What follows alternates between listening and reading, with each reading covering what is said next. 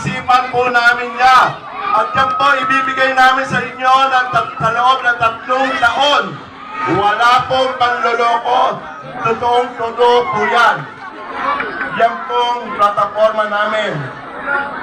3 taon na po ang hinihingi namin sa inyo ng aming Mayor June. Isang termino lang. At yan po ibibigay namin sa inyo. Ang tanong po ninyo, kaya ba ng budget ng Las Piñas? 3 taon. Kayang-kaya. Hindi po kayo maghihintay ng 50 taon para mangyari yan. At hanggang ngayon, hindi pa nangyayari. 3 taon mangyayari po yan. Dahil ang inyong Vice Mayor, Ed Angeles, kung papasok po tayo dyan, isa pong doktor ng Business Administration, Certified Public Accountant po ako, kayang-kaya po